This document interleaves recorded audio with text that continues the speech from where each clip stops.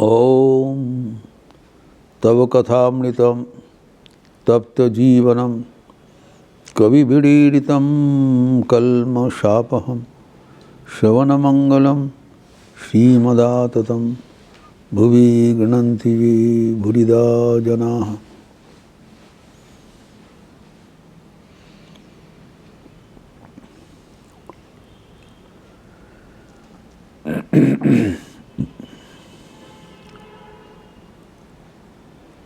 यत्नपूर्वक अभ्यास करते हुए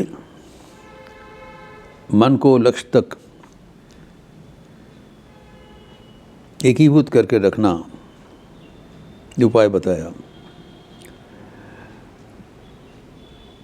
लेकिन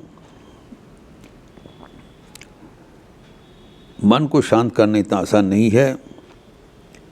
कारण जो कई बार हम लोग चर्चा किया, हमारा मन स्वाभाविक रूप से विषय के प्रति आकृष्ट है। मन का स्वभाव ही ऐसी है। सीमा शारदा देवी कहती है, पानी स्वाभाविक रूप से नीचे चले जाते, gradient. Water always flows towards the ground, bottom, नीचे चले जाएंगे। तो इसलिए जो भगवद गीता का 6 अध्याय का 36वां श्लोक उद्धृत करके हम लोग बताया था। श्री भगवान कहते हैं,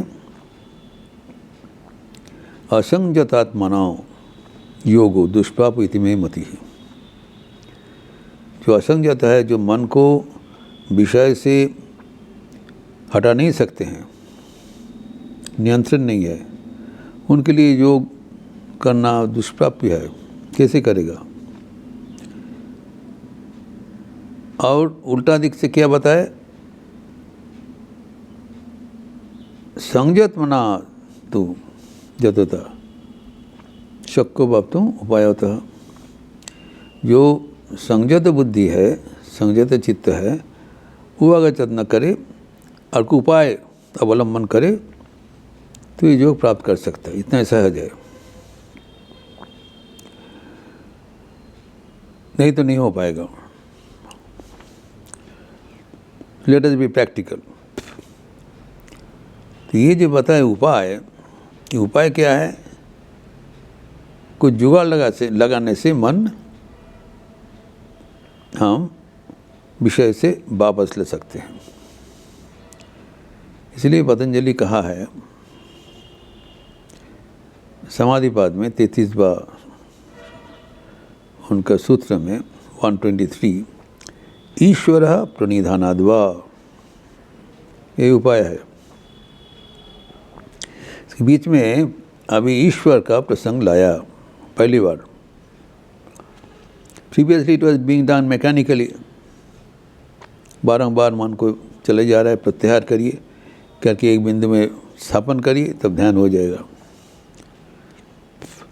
मैकेनिकल प्रोसेस में हम लोग क्यों हार जाते हैं? कारण मन का स्वाभाविक गति विषयमुखी है। जितना भी लाए फिर चला जाएगा। तो मन का साथ लड़ाई करते हुए हम लोग हार जाते हैं। यहाँ पर जो उपाय बताया, जो लड़ाई मत करो, मन को जो विषय के प्रति वो आकृष्ट हो रहा है, मन मानो लोहा है, विषय है, चुंबक, मैग्नेट एंड आयरन। तो एक बृहद चुंबक स्थापन करो, पुट ए ग्रेटर मैग्नेट। मन को जाने दो।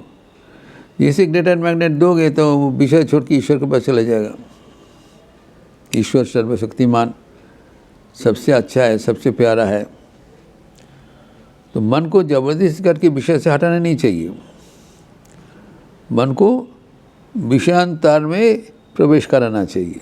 विषय छोड़ के ईश्वर में चले जाए। जैसे ईश्वर में जाएंगी तो विषय में विरक्ति होगी। ईश्वर में अनुरक्ति ही विषय में विरक्ति होगा। इनडायरेक्टली काम बन गया। ईश्वर हमारे साथ सब समय है। ईश्वर सर्वशक्तिमान है, वो हमारे क्रिएटर है, हमारा पालायित है, हमारे साथ।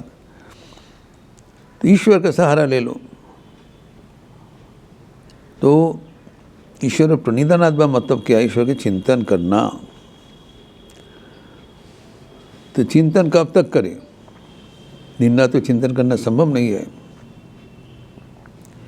तो और एक उपाय बताया, जो कुछ कर्म कर रहे हो ईश्वर में समर्पण बुद्धि से कर्म करो। ये और वो ज़बरदस्त मेथड लगाया। यही है स्वामी विवेकानंद प्रवर्तित कर्म यज्ञ का आधार। अब तक सोचा जाता था ईश्वर को ध्यान समाधि नहीं लगाने से वो मुक्ति नहीं होगा, कर्म से मुक्ति नहीं होता है। ये शंकराचार्य का मुक्ति है, विधान है, कर्म से चित्त शुद्धि होगा, चित्त शुद्धि होने से मुक्ति होगा। स्वामी विवेकानंद के प्रवर्तित जो मत है, कर्म से डायरेक्टली मुक्ति हो जाएगा।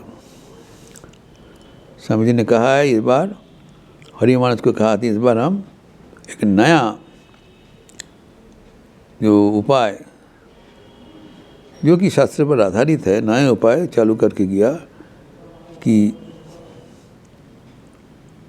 আমার ছেলেরা কর্ম করেই মুক্তি পাবে। तो कैसे होगा? ऐसी कर्म करने से नहीं होगा, ईश्वर में समर्पण बुद्धि से कर्म करना पड़ेगा। तो जो कर्म हम कर रहे हैं वो मेरे लिए नहीं कर रहा हूँ, ठाकुर के लिए कर रहा हूँ। ये ठाकुर का परिवार है, nothing belongs to me. Thakur का लिए जो ठाकुर सेवा ही बन गया था ना, जो कर्म हो रहा है ये ठाकुर का सेवा हो रहा है। जो मालिक की सेवा करते, जो भी कुछ करे मालिक का सेवा होगा। तो हम लोग सुबह से शाम तक जब तक जागे हुए हैं, जो कुछ कर रहे हैं वो ठाकुर का ही सेवा है, ईश्वर के। और ये सेवा का जो फल होगा वो ठाकुर के लिए है, नथिंग बिलोंग्स टू मी। तो सेल्फ इफेजमेंट जो है वो ऑटोमेटिकली बन जा रहा है। और जब मेरे लिए कर्म नहीं किया जा रहा है तो कर्म का बंधन मेरे लिए नहीं है। और समर्पण बुद्धि से करने से वो कर्म पूजा में रूपांतरित हो जा रहा है। इसीलिए ईश्वर निधानात्मा मतलब ईश्वर के बीच में रखते हुए अगर हम जो कुछ करना है करें तो मन स्वाभाविक रूप से ईश्वर में जुड़े रहेंगे और ईश्वर में अनुरक्ति पैदा होगा। ईश्वर में अनुरक्ति ही विषय में विरक्ति होगा। विषय को मैं डिस्टर्ब नहीं कर रहा हूँ, विषय उधर रहे, लेकिन वो मन जब विषय तब छोड़ के ईश्वर में चले गए तो विषय को बाय डिफ़ॉल्ट विरक्ति हो गया। यही है मेथड। तो अभी ईश्वर में समर्पण बुद्धि से कर्म करना है, यही बताया कि ईश्वर प्रणिधानाद्वा। तो हमारा प्रॉब्लम था कि मन विषय में चले जा रहा है, वो मन को समाहित करने में असमर्थ है। तो अभी मन विषय में रहते हुए विषय में नहीं रहेगा, विषय सख्त नहीं होगा, विषय में चिपक नहीं जाएगा, वो निर्लिप्त रहेगा, क्योंकि उसका चिपक जाने का दूसरा जगह मिल गया। और ईश्वर के चरणों में और ज़्यादा मिठास है, ज़्यादा प्राप्ति है, ज़्यादा अट्रैक्शन है, तो वहाँ से उनको भरपाई हो जाएगा। ये सब फालतू चीज़ में मन नहीं जाएगा। तो कैसे ईश्वर को हम समर्पण करें, ईश्वर को प्रणिधान करें, उसका कोई उपाय है, कोई भी उपाय ले लें। एक तो ईश्वर में समर्पण बुद्धि से कर्म करें। Whole day and night they are all oriented towards God. कोई उसका there is no difference between secular and sacred, सब कुछ ही सेक्रेड है। हम लोग पहले क्या करते थे, कुछ समय कर्म करें, कुछ समय उपासना करें। कर्म करे और कर्म उपासना अलग चीज़ है। अभी जो कुछ कर रहे हैं कर्म भी उपासना बन गया, ध्यान भजन भी उपासना बन गया, सब कुछ उपासना हो गया। Different varieties, different phases of the worship. कोई भी छोटा नहीं है, कोई भी बड़ा नहीं है, different test of worshipping God different ways. Now विभिन्न प्रकार के जो हम लोग ईश्वर को सेवा कर रहे हैं, पूजा कर रहे हैं, उससे मन स्वाभाविक रूप से ईश्वर के प्रति आकृष्ट हो जाएंगे। तो अभी जो जप करने का जो बात बताया, ईश्वर के प्रणिधानात् यही प्रसंग में ही आता है। जब ईश्वर के हम चिंतन करते हैं तब ईश्वर के जो नाम है और जो ईश्वर स्वयं है वो दोनों अभेद है। ये और एक चीज़ है, नाम और नामी अभेद। ईश्वर का प्रणिधान का मतलब ईश्वर संपर्क की बातचीत पढ़े, आवृत्ति करे, पूजा करे एवं उसका नाम स्मरण कीर्तन करें। नवदा भक्ति है, स्मरणम कीर्तनम इत्यादि जो कुछ हम करते हैं उससे हमारा मन ईश्वर से संयुक्त हो जाता है। तो किसी उपाय से ईश्वर के साथ संयुक्त रहना ही ईश्वर के तो प्रणिधान, जीवन में ईश्वर को आनयन करना ताकि विषय में रहते हुए भी हमारा मन विषय से संपृक्त ना हो, विषय से विरक्त रहे। तो इसे कहा जाता है जो कमल है, कमल कीचड़ में रहता है लेकिन कोई कीचड़ का स्पर्श नहीं करता है, और इसीलिए पद्म पत्र कहा जाता है, कमल पत्र। उसमें अगर पानी देने से वो पानी में रहता है लेकिन एक बूंद भी पानी उनके साथ नहीं रहेगा, पानी देने से चला जाएगा, वो सूखा रहेगा। वैसे ही संसार में रहते हुए हम सदा सदैव पवित्र रह सकते हैं। कोई भी संसार के मल या आकर्षण हमें विचलित नहीं कर पाएगा, प्रोवाइडेड हमारा मन ईश्वर से युक्त रहे। मोस्ट इम्पॉर्टेंट से बता, ईश्वर प्रणिधानात् बा मतलब अथवा इज अनदर मेथड, ज़बरदस्त मेथड है कि ईश्वर के स्मरण मनन करना, अनुचिंतन करना, ईश्वर के नाम कीर्तन करना। नाउ ईश्वर के जो नाम है, ईश्वर के जुटे रहते मतलब विश्वास होना चाहिए, ईश्वर का जो छवि है इसका चिंतन है हमारे मन में होना चाहिए, लेकिन वो बीच बीच में हमारा अंतर्हित हो जाता है। तो कैसे हम ईश्वर का चिंतन करें? ईश्वर का सदा सर्वदा चिंतन करने का है जो स्मरण, ईश्वर के नाम स्मरण। ईश्वर के नाम स्मरण करने से ईश्वर साथ हम संयुक्त हो जाते हैं, नाम और नामी अभेद बन जाता है।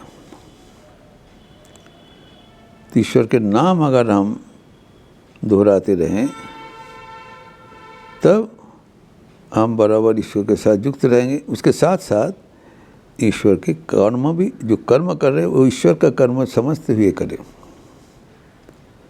इसलिए कहा जाता है कि हाथ में काम लो और मुंह में राम लो।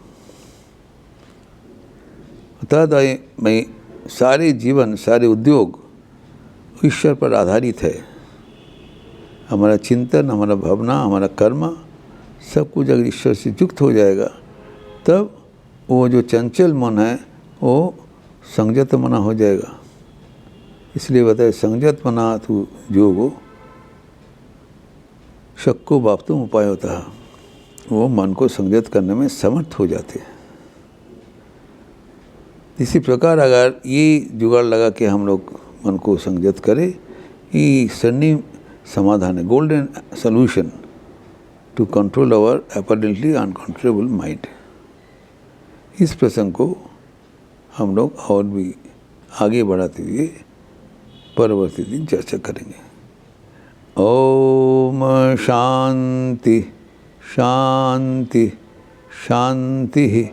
हरि ओम तत्सत। श्री राम कृष्णार्पणमस्तु।